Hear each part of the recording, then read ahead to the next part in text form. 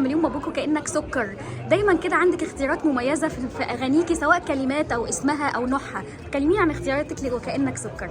كأنك سكر فعلا أغنية يعني متميزة قوي وكلامها واقعي قوي، واختياري ليها جه الحمد لله يعني بالصدفة. يعني شركة اتش ميديا هم اقترحوا عليا الأغنية كأول تعامل ليا معاهم، فقالوا لي إنه آلاء اختارتها، آلاء لاشين منتجة الأغنية اختارتها قبل ما تعرف مين هيغنيها.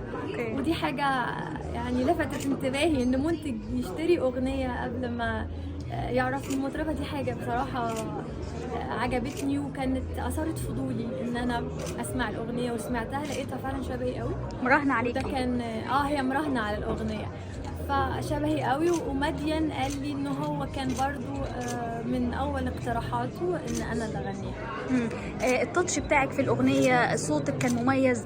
الأغنية اللي قبلها كانت صعيدي، دي مختلفة وفيها شجن شوية. فاليوتيرن ده كلميني عنه، إن أنت دايما بتطرحي حاجات مختلفة مش ورا بعضها.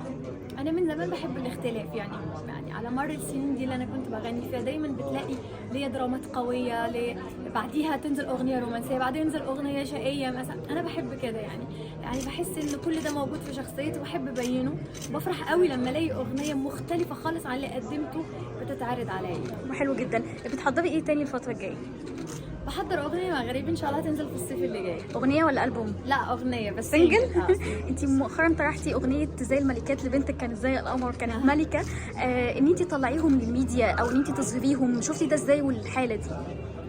عيد ميلاد بنتي ده كان حاجة يعني طبيعية، يعني حاجة كان عائلية قوي، وحبيت ان انا افرحها لانه ابتدت تكبر، ابتدت تفهم. والاقتراح كان من صديقي محمد حسين، مشكوره جدا، هو اللي اقترح علينا ان احنا نعمل اغنية.